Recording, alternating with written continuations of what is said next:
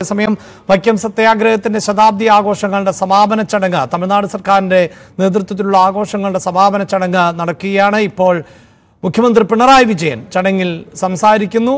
തത്സമയ ദൃശ്യങ്ങളിലേക്ക്.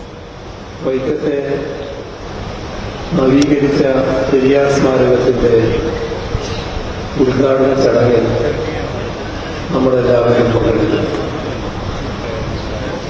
തമിഴ്നാട് മുഖ്യമന്ത്രി പ്രിയപ്പെട്ട സ്റ്റാലിൻ അവരുടെ പങ്കാളിത്തം സന്തോഷം ഇരട്ടിപ്പിക്കുകയാണ്. അതേപോലെ തന്നെ അദ്ദേഹത്തിന്റെ പങ്കാളിത്തം ഈ പരിപാടിയുടെ മഹത്വം വർദ്ധിപ്പിക്കുകയും ചെയ്തു. ഇന്ത്യയിലാകെയുള്ള സാമൂഹ്യ രക്ഷകർത്താക്കളുടെ മുൻനിരയിലാണ് പെരിയാർ എന്ന ഇ വി രാമസ്വാമി നായ്ക്കരുടെ സ്ഥാനം. ശ്രീനാരായണനെ കേരളീയരാകെ ആദരവോടെ ഗുരു എന്ന് വിളിക്കുന്നത് പോലെ തന്നെ ഇ വി ആറെ തമിഴ്നാട്ടുകാരാകെ ആദരവോടെ പെരിയാർ എന്ന് വിളിക്കുന്നു. വലിയ മനുഷ്യൻ എന്നർത്ഥം വരുന്ന വലിയ ആളാണ് പ്രയോഗത്തിൽ ലോപിച്ച് പെരിയാറായി മാറി. പെരിയാർ സ്വാതന്ത്ര്യ പോരാളിയാണ്. ഗാന്ധിയൻ ചിന്താഗതി ഉയർത്തിപ്പിടിച്ചുകൊണ്ട് ദേശീയ പ്രസ്ഥാനത്തിന്റെ ഭാഗമായി നിൽക്കുമ്പോൾ തന്നെ പെരിയാർ കോൺഗ്രസ് പാർട്ടിയിൽ നിന്ന് അകന്നു. പുരോഗമന ചിന്താഗതി ഉണ്ടായിരുന്ന പലരും കോൺഗ്രസ് വിട്ട് കോൺഗ്രസ് സോഷ്യലിസ്റ്റ് പാർട്ടി രൂപീകരിച്ചതും ചിലർ പിന്നീട് കമ്മ്യൂണിസ്റ്റ് പാർട്ടി രൂപീകരിച്ചതുമെല്ലാം നമ്മുടെയെല്ലാം അറിവിലുള്ള കാര്യങ്ങളാണ്. പെരിയാറിന്റെ അനുഭവത്തിലും കാര്യങ്ങൾ വ്യത്യസ്തമായിരുന്നില്ല.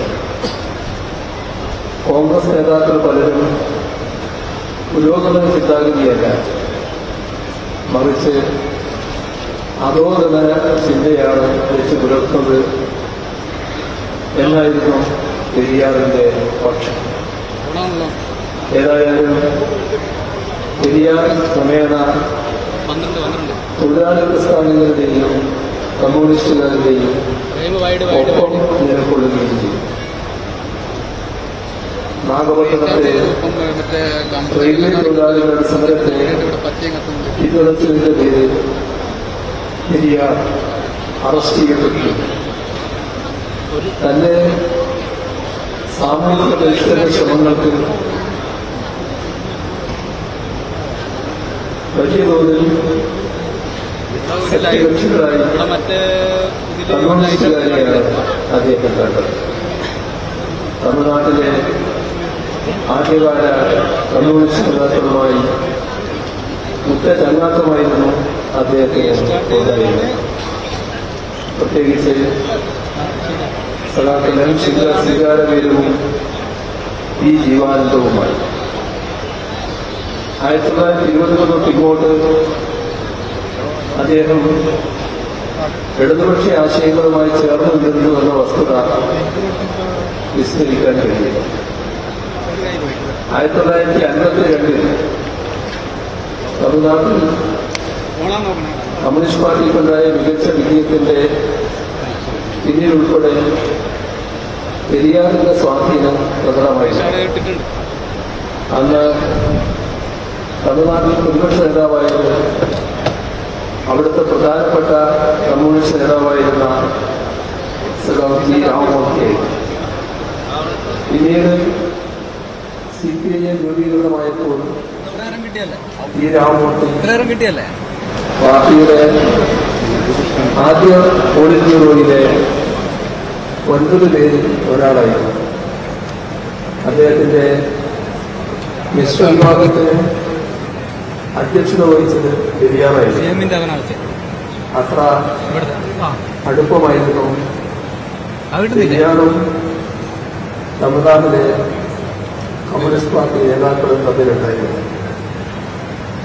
സാമൂഹ്യ പരിഷ്കർത്താവായിരുന്നു പെരിയാറെന്ന് എല്ലാവർക്കും അറിയാം. സാമൂഹ്യ നീതിയുടെയും സ്വാഭിമാനത്തിന്റെയും ആശയങ്ങൾ പ്രചരിപ്പിക്കുന്നതിനായി പെരിയാർ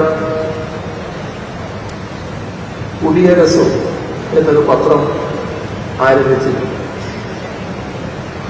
ശിങ്കാരമേനോൻ അതിൽ സ്ഥിരമായി ഇരുന്നുമായിരുന്നു. തമിഴ്നാട്ടുകാരുടെ ഇടയിൽ കമ്മ്യൂണിസ്റ്റ് മാനിഫെസ്റ്റോയെ അവതരിപ്പിച്ചുകൊണ്ട് 1931 ഒക്ടോബർ 4 ഒരു മുഖപത്രം പ്രസിദ്ധീകരിച്ചു. ആ മുഖപത്രത്തിൽ രേഖപ്പെടുത്തിയത് ഉദ്ധരിക്കട്ടെ. സോഷ്യലിസം ആദ്യമായി പ്രാബല്യത്തിൽ വന്നത് റഷ്യയിലാണ്. കാരണം ലോകത്താകെയുള്ള സർക്കാരുകളിൽ ഏറ്റവും സ്വച്ഛാധിപത്യപരമായിരുന്നു അപ്പോഴത്തെ സാർ. ആ യുക്തിക്കനുസരിച്ച് റഷ്യയിലല്ല, മറിച്ച് ഇന്ത്യയിലായിരുന്നു സോഷ്യലിസം പ്രാബല്യത്തിൽ വരേണ്ടിയത്. എന്നാൽ അത് തടയാൻ ഇന്ത്യയിൽ നിരവധി ഗൂഢാലോചനകളുണ്ടായിരുന്നു. പെരിയാറിന്റെ വാക്കുകൾ ഇനി പറയുന്നത് കൂടുതൽ ശ്രദ്ധിക്കേണ്ടതാണെന്നാണ് തോന്നുന്നത്. ദൈവത്തിന്റെയും മതത്തിന്റെയും പേരിൽ ഇന്ത്യയിലെ ജനങ്ങൾക്ക് അറിവും വിദ്യാഭ്യാസവും ലോകപരമായ ജ്ഞാനവും സ്വാഭിമാനവും ഒക്കെ ആർജിക്കുന്നതിനുള്ള വഴികൾ തടയാൻ, അങ്ങനെ അവരെ പ്രാകൃതമായ അവസ്ഥയിൽ നിലനിർത്താനും ഗൂഢാലോചനയുള്ള പ്രത്യേക ശ്രദ്ധ ചെലുത്തുകയും ഇത് 1931 ഒക്ടോബർ 4 മഹാനായ പെരിയാർ എഴുതിയ വാചകങ്ങളാണ്. ഈ മുഖപ്രസംഗം പ്രസിദ്ധീകരിച്ചതിന് ശേഷമുള്ള ഘട്ടത്തിൽ പി ജീവാനന്ദൻ തയ്യാറാക്കിയ കമ്മ്യൂണിസ്റ്റ് മാനിഫെസ്റ്റോയുടെ തമിഴ് പരിഭാഷ പല ലക്കങ്ങളിലായി പ്രസിദ്ധീകരിച്ചതും കുടിയരസു തന്നെയായിരുന്നു. തൊട്ടടുത്ത വർഷം, അതായത് 1932 പെരിയാർ സോവിയറ്റ് യൂണിയൻ സന്ദർശിച്ചു. അവിടെ 3 മാസം ചെലവഴിച്ചു. സോവിയറ്റ് യൂണിയനെ കുറിച്ച് വലിയ മതിപ്പായിരുന്നു അദ്ദേഹത്തിനുണ്ടായിരുന്നത്. അദ്ദേഹത്തിന്റെ സന്ദർശനത്തിന് 4 ദശാബ്ദങ്ങൾക്ക് ശേഷം 1972 സോവിയറ്റ് യൂണിയനിലെ സോഷ്യലിസത്തിന്റെ നേട്ടങ്ങളെ ഉദ്ധരിച്ചുകൊണ്ട് ദ്രാവിഡ ഘടകത്തിന്റെ പ്രസിദ്ധീകരണമായ ഉണ്മയിൽ വലിയ എഴുതിയ ഭാഗം കൂടി ഉദ്ധരിക്കട്ടെ. സോഷ്യലിസ്റ്റ് രാജ്യത്തിൽ ഒരു മനുഷ്യനെയും ഉന്നതനായോ താഴ്ന്നവനായോ കരുതുന്നില്ല. ശ്രേഷ്ഠനുമില്ല, നികൃഷ്ടനുമില്ല. എല്ലാവരും തുല്യരാണ്. ഇതാണ് മഹാനായ പെരിയാർ എഴുതിയത്. തുല്യതയെ ഇത്രയേറെ പ്രശംസിക്കുന്ന ഒരാൾ എല്ലാവർക്കും വഴി നടക്കാനുള്ള സ്വാതന്ത്ര്യം വേണം എന്ന് ചിന്തിക്കുകയും ആ തുല്യത നേടാനായി പൊരുതുകയും ചെയ്തതിൽ ഒരത്ഭുതവുമില്ല. അതാണ് 1924 വൈക്കത്തിൽ നാം കണ്ടത്. വർണ്ണാശ്രമധർമ്മത്തിന്റെ കാഴ്ചപ്പാടുകളിൽ സമൂഹത്തിൽ വ്യത്യസ്തമായ ശ്രേണികളുണ്ടായിരുന്നു. ജാതിയുടെയും ലിംഗത്തിന്റെയും ഒക്കെ അടിസ്ഥാനത്തിലുള്ള വേർതിരിവുകളും അസമത്വങ്ങളും അതിൽ അന്തർലീനമായിരുന്നു. വൈക്കത്ത് നാം കണ്ടത് വർണ്ണാശ്രമധർമ്മത്തിൻ്റെ കാഴ്ചപ്പാടുകളിൽ സമൂഹത്തിൽ വ്യത്യസ്തമായ ശ്രേണികളുണ്ടായിരുന്നു. ജാതിയുടെയും ലിംഗത്തിൻ്റെയും ഒക്കെ അടിസ്ഥാനത്തിലുള്ള വേർതിരിവുകളും അസമത്വങ്ങളും അതിൽ അന്തർലീനമായിരുന്നു. അതുകൊണ്ട് തന്നെ ആർക്കെല്ലാമാണ് ആരാധനാലയങ്ങളിൽ പ്രവേശിക്കാവുന്നത് എന്നും ആർക്കെല്ലാമാണ് വഴി നടക്കാൻ സ്വാതന്ത്ര്യം ഉണ്ടാവേണ്ടതെന്നും ഒക്കെയുള്ള വ്യവസ്ഥകൾ അതിൻ്റെ ഭാഗമായി ഉണ്ടായിരുന്നു. അത്തരം വ്യവസ്ഥകൾക്ക് എതിരായുള്ള സമരമായാണ് വൈക്കം സത്യാഗ്രഹത്തെ കാണാൻ കഴിയുന്നത്.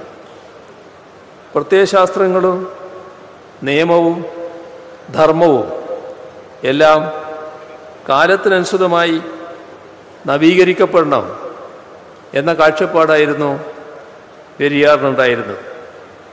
ഇന്നത്തെ ധർമ്മം നാളത്തെ അധർമ്മമായിരിക്കും എന്ന് പെരിയാർ കുടിയരസുവിൽ എഴുതിയിട്ടുണ്ട്. അതുകൊണ്ട് തന്നെ പെരിയാർ മുന്നോട്ട് വെച്ച കാഴ്ചപ്പാട് സമധർമ്മം എന്നതായിരുന്നു. ധർമ്മത്തിൻ്റെ കാലാനുസൃതമായ നവീകരണത്തിനുള്ള ഉപാധിയായാണ് പെരിയാർ സമധർമ്മം എന്ന കാഴ്ചപ്പാടിനെ വിവക്ഷിച്ചത്. അതിൻ പ്രകാരം സ്വാഭിമാനവും സ്വാതന്ത്ര്യവും സമത്വവും ഒക്കെ ജാതി നിരപേക്ഷമായി ഓരോ വ്യക്തിക്കും അവകാശപ്പെട്ടതായിരുന്നു. സാമൂഹ്യ നീതിയായിരുന്നു അതിൻ്റെ കേന്ദ്രബിന്ദു. സാമൂഹ്യ ശ്രേണികൾ ഇല്ലാതാകുന്നതും തുല്യതയും നീതിയും സംജാതമാകുന്നതുമായ അവസ്ഥയാണ് സമധർമ്മം എന്നതുകൊണ്ട് താൻ ഉദ്ദേശിക്കുന്നത് എന്ന് പെരിയാർ പ്രസംഗിച്ചിട്ടുണ്ട്. അത്തരമൊരു കാഴ്ചപ്പാട് മുൻനിർത്തിക്കൊണ്ട് തന്നെയാണ് പെരിയാർ വൈക്കത്തെ സമരത്തിൻ്റെ ഭാഗമായത് എന്നതിൽ ഒരു സംശയവുമില്ല. വൈക്കം മഹാദേവ ക്ഷേത്രത്തിന് ചുറ്റുമുള്ള വഴികളിലൂടെ അവർണർക്ക് നടക്കുന്നതിനുള്ള അവകാശത്തിനായി നടന്ന സത്യാഗ്രഹത്തിൽ സുപ്രധാന പങ്കുവഹിച്ച വ്യക്തിയായിരുന്നു പെരിയാർ. സത്യാഗ്രഹത്തിൽ പങ്കെടുത്ത ഞങ്ങളെല്ലാം ജയിലിലാണ്. അതിനാൽ താങ്കൾ ഉടനെ വൈക്കത്ത് വന്ന് സത്യാഗ്രഹം നയിക്കണം എന്ന് ബാരിസ്റ്റർ ജോർജ് ജോസഫും കേശവമേനോനും പെരിയാർക്ക് എഴുതിയ കത്തിൽ രേഖപ്പെടുത്തിയിരുന്നു. അങ്ങനെയാണ് 1924 ഏപ്രിൽ 13 പെരിയാർ വൈക്കം സത്യാഗ്രഹത്തിൻ്റെ നേതൃത്വം ഏറ്റെടുക്കുന്നത്. അതോടെ ജനസാഗരം തന്നെ വൈക്കത്തേക്ക് ഒഴുകിയെത്തി. തിരുവിതാംകൂർ ഭരണ സംവിധാനത്തിൻ്റെ നിർദ്ദേശപ്രകാരം അദ്ദേഹത്തെ അറസ്റ്റ് ചെയ്ത് അരുക്കുറ്റിയിലെ ജയിലിലാക്കി.